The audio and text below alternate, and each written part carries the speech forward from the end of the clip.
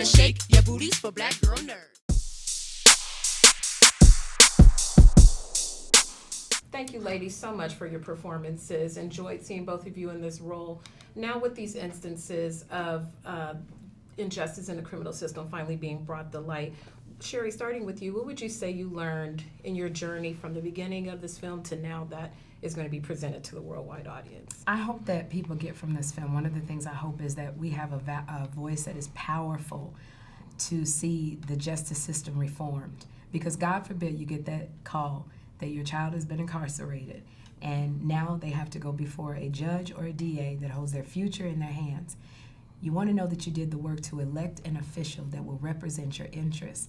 We have to do the work. We pay attention to the president and the vice president, but we just check the boxes for the DA and the judge. So we want to know their record on convictions and if they have empathy. And that's what I got from this movie, that we have to do our part to change the judicial system. Melanie, stepping into the role of Karina, you provide that much needed support that Brian, a lot of people don't have that support. When you examine Karina's journey with Brian, what would you say is the most critical thing Karina did or a person can do in providing support for someone who's experienced this? I think the most interesting thing, that drew me to this movie was the courageousness of Brian and the bravery of Karina and coming together. They both lost a huge amount of time in their life. Like, she was a victim of sexual assault, lost 5 years of her life because she wasn't believed.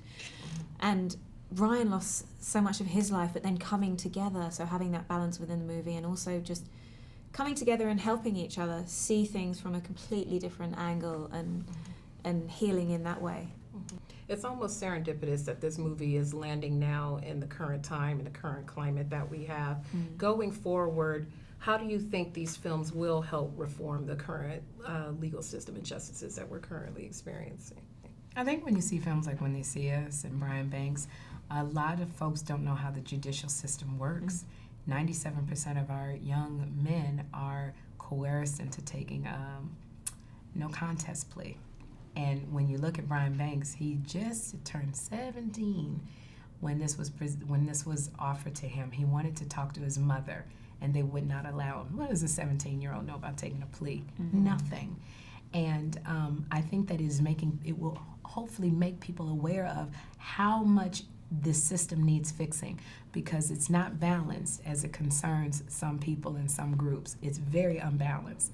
And all can be done is we have to do our part. At the core, although he experienced so much, he is triumphant and he is optimistic with his point of view as he heads into the future. Looking at his perspective on the world, how has that inspired you just as a regular person to live your life going forward? Brian Banks is one of the most inspirational people you'll ever meet. He says, and there's a line that Morgan Freeman says in the movie, it's not what happens to you in life, it's how you deal with it. And he's a brilliant, brilliant example of that. And I've learned so much from him, just to see what's happened to him and now what he's doing to free people every day with the California Innocence Project. The work that they do is so inspiring, and it makes you want to be better and help wherever you can. Lastly, when you're on set with the great Sherri Shepherd, the great comedic performer Sherri Shepherd, can you start the day with the laugh before you step into the day's work? Oh, we had to. The subject matter was so intense and so emotional. You do these courtroom scenes where even the extras are breaking down and crying. We were so silly in between takes. You had to be. Yeah. You had to bring some kind of levity to the situation, I think. Yeah, definitely. And Sherri is hilarious. And I had to, because I couldn't be that way on. This is one movie you don't say I don't have teeth in the movie. Like you never see me smile. Tom Shadyac was just like very focused on all of this. I don't know when this is coming. I'll be like, hey, we're not gonna have that today. Turn that down. And you bring that weight. We would step into the court scene, and I was next to Sherri, and it was just, you could feel the energy within it, and you were so in it, and so you didn't need to do much. It was just respond to everyone in there. It was so powerful. They say sometimes comedians will make you cry.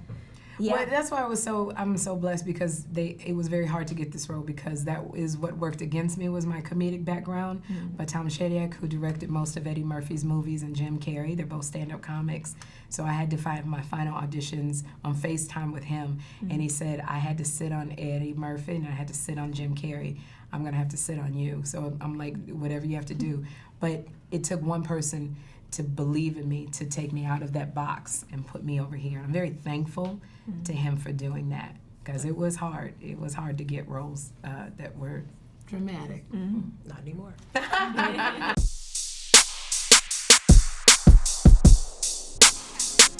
Better shake your booties for black girl nerves.